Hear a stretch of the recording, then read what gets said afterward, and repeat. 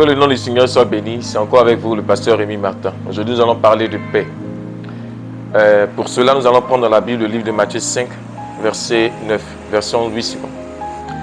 Heureux ceux qui procurent la paix, car ils seront appelés fils de Dieu. Heureux ceux qui procurent la paix, car ils seront appelés fils de Dieu. La paix, c'est l'ordre créé, ou bien c'est l'état dans lequel était le monde, avant que le monde soit influencé par la mort. Donc l'état de paix, l'état de puissance, l'état d'ordre qui a été détruit au travers de la mort qui est venue apporter le désordre. Donc nous apportons la paix dans cet univers. Et la paix, nous l'apportons au travers de notre nature, qui est manifestée par ce qui nourrit notre esprit. Qu'est-ce qui nourrit notre esprit? Nous sommes d'abord chrétiens, ensuite nous sommes fils de Dieu. Le fait d'être fils de Dieu, c'est une responsabilité. Parce que le fils de Dieu vit pour une seule chose, pour apporter la paix, comme ce que nous venons de lire. Le fils de Dieu vit pour apporter la paix, pour apporter l'ordre. Lorsque Dieu a créé l'homme, Dieu l'a créé dans un univers qui était en paix, qui était ordonné. Donc, où il n'y avait pas de désordre. Et dans cet univers qui était ordonné, l'homme était au-dessus de tout ce qui existait. C'est par sa nature qu'il était au-dessus de tout ce qui existait. Ce n'est pas par ses actions, mais c'est par surtout sa nature.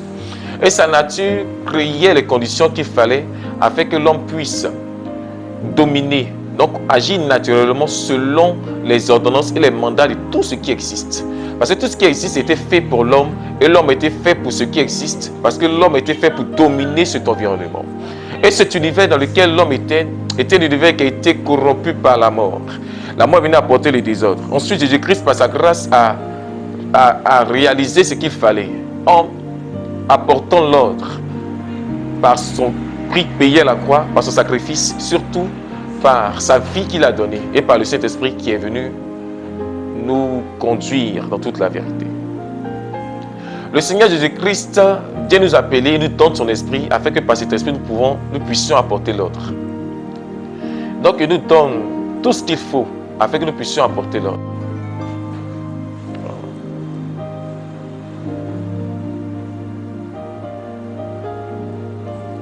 Tu es le Fils de Dieu de qui dépend le monde, afin que le monde soit ordonné. Le monde attend avec un ardent désir la révélation des Fils de Dieu.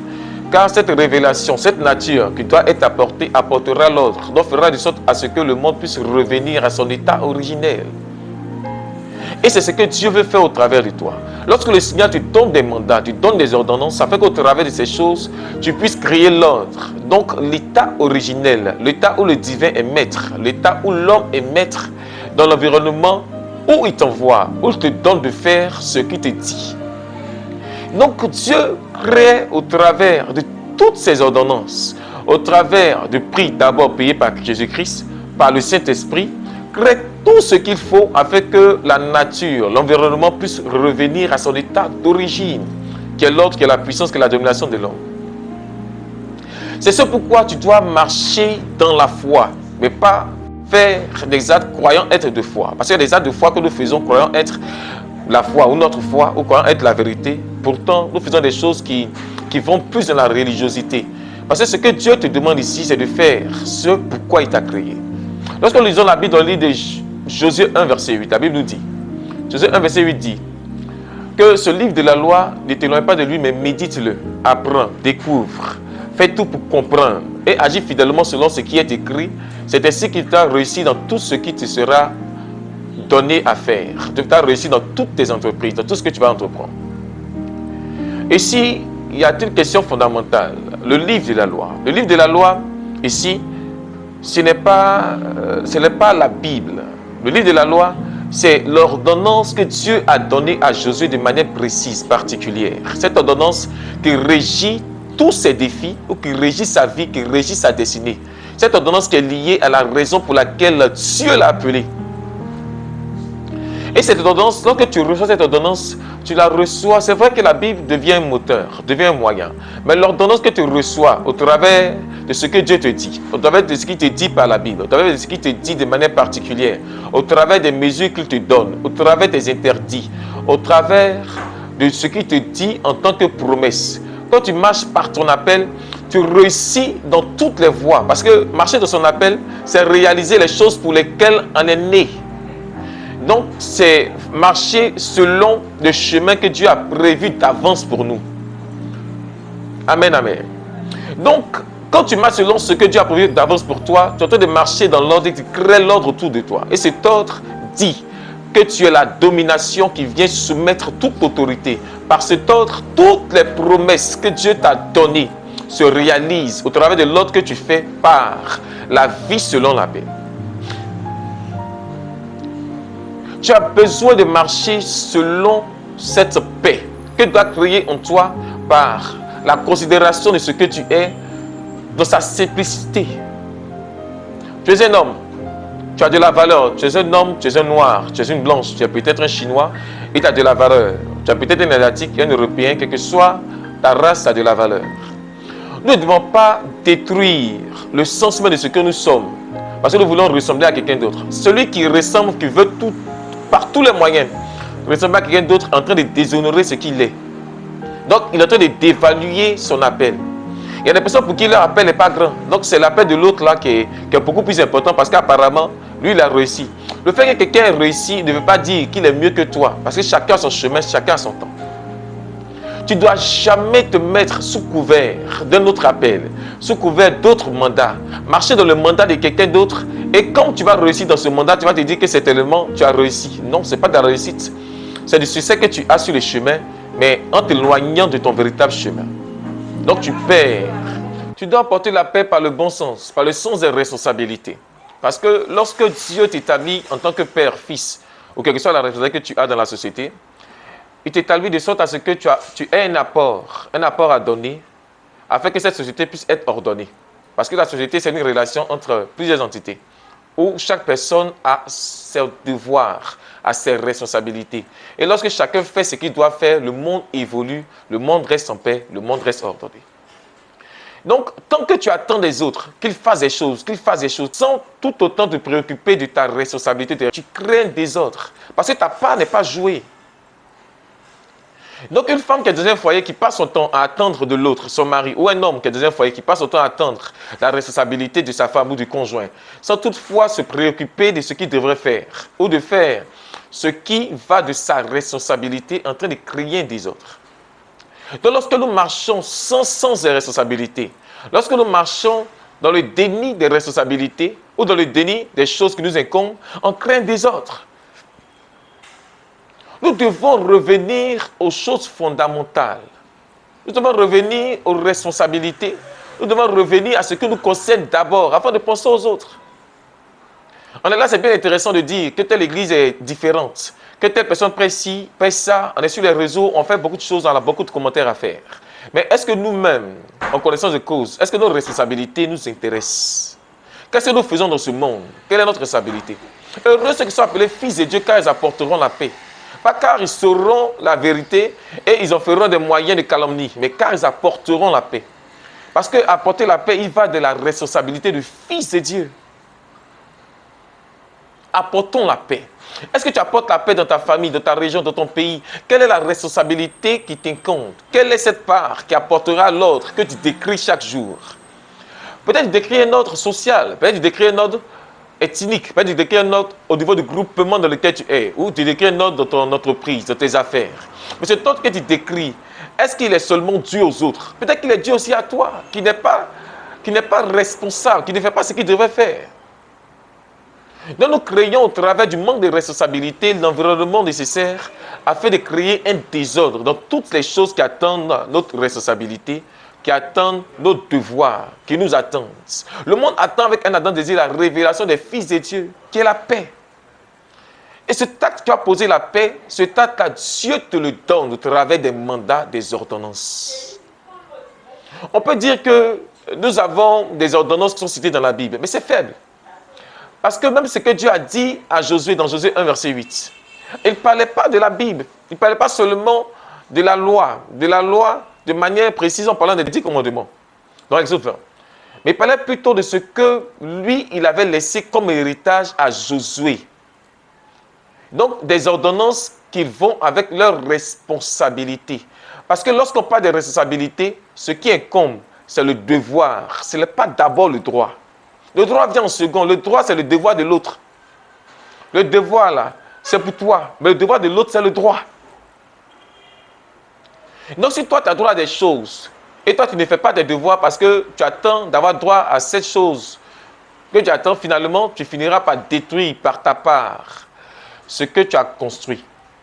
Mais toi, tu attends des droits, pendant que toi, tu ne donnes pas le droit que tu dois donner aux autres. Donc finalement, le monde se dissout et les choses ne peuvent pas avancer.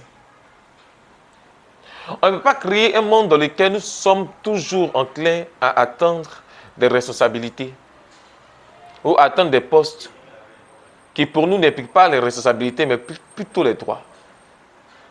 C'est dangereux.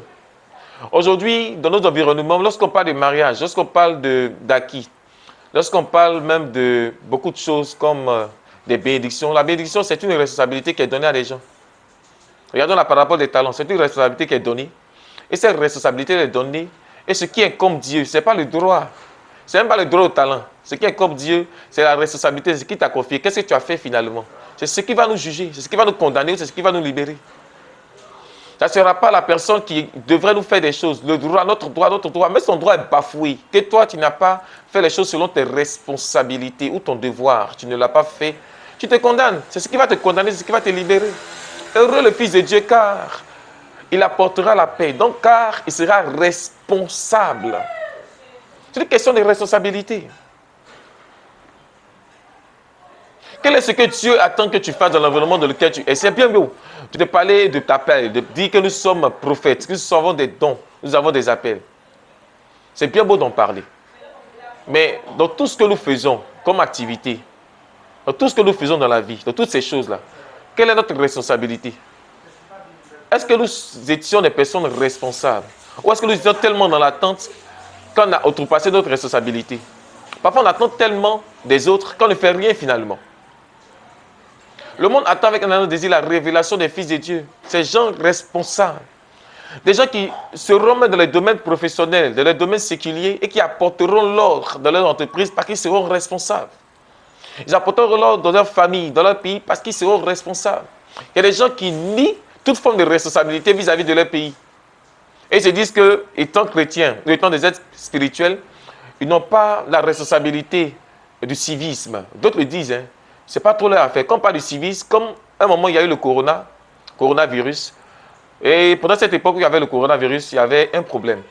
Donc le gouvernement a donné des ordonnances. Le gouvernement a dit qu'il voulait que la population prenne certaines précautions.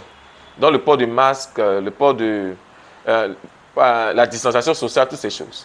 Mais il y a des gens qui ont dit que non, ils ne veulent pas faire. Parce que quoi? Tout simplement, ils ne feront pas. Parce que tout simplement, ça empêche la communion fraternelle. Donc, ils deviennent des inciviques. Ils pratiquent le civisme parce qu'ils se disent que ça empêche la communion fraternelle. Est-ce que Dieu a dit que ça empêche la communion fraternelle? Mon frère, c'est pas parce qu'il ne fait pas un atout. Je ne salue pas mon frère que je ne l'aime pas. C'est pas parce que je n'ai pas pris mon frère dans les mains que je ne l'aime pas. Donc, ça crée quoi? Une communion fraternelle que nous-mêmes, on n'entretient même pas. Parfois, tu vois dans notre église, des gens vivent leur vie de manière individuelle. Ils s'en foutent. Ils viennent à l'église parce que l'homme de Dieu va prier pour eux, ils seront guéris, ils seront bénis, c'est tout. Ils s'en foutent du reste. Ce qui les intéresse, c'est eux, c'est leur vie. Des gens qui ne pratiquaient même pas la communion fraternelle. Mais ils ont pris ça comme une occasion de chute pour ne pas faire. Donc, ils ont institutionnalisé dans certaines églises les civismes. Dans d'autres églises ont été fermées. Les gens ont dit que l'État est en train d'attaquer les églises. Non, il attaque la folie des hommes, pas des églises. On n'est pas obligé de se toucher. Donc, qu'est-ce que ça veut dire?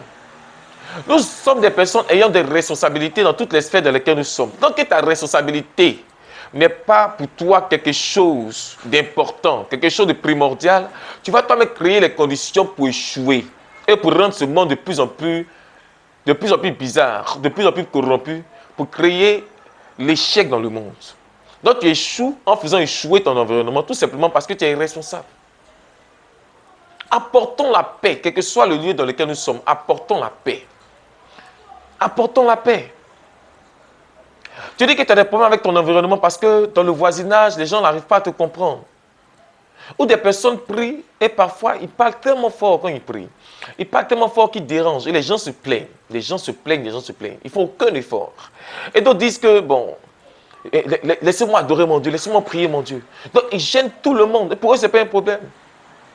Donc, ils sont des persécuteurs, des gens qui veulent seulement se reposer. Parmi eux, il y a des chrétiens. Donc, ils apportent un désordre. Avec ces désordres, va faire de sorte à ce que des gens vont manquer de respect et vont dévaloriser le fait même d'être homme de Dieu, serviteur de Dieu, parce que toi, tu t'es laissé conduire par la chair, croyant l'être par l'esprit. Le fait que tu pries beaucoup, tu pries. Parfois, on prie charnellement. Parfois, on prie par des motivations charnelles. Il y a des gens qui prient parce qu'ils veulent agrandir leur église, parce qu'ils veulent avoir un grand nom. Il y a des gens qui jeûnent parce qu'ils veulent avoir des dons, c'est tout. Ils ne jeûnent pas par amour pour le prochain qui vont guérir. Ce n'est pas leur affaire.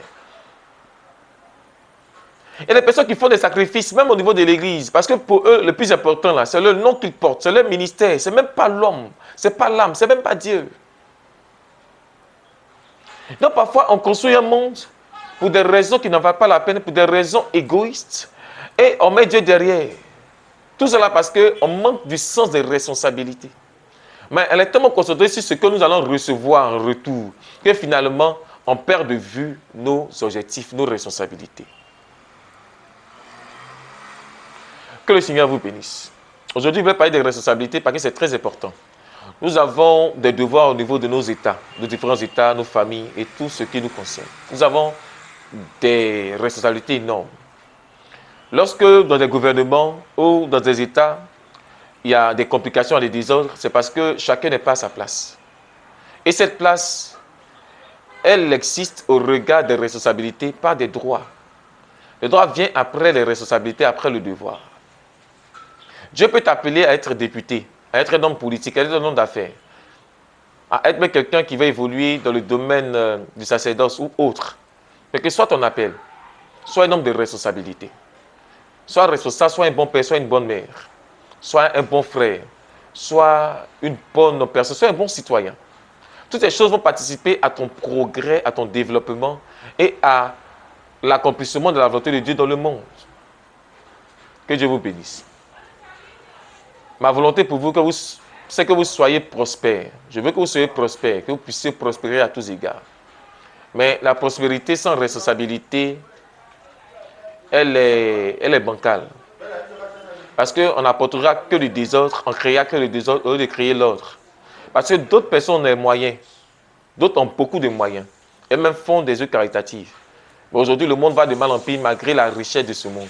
Parce que les responsabilités sont bâclées. Que le Seigneur vous bénisse.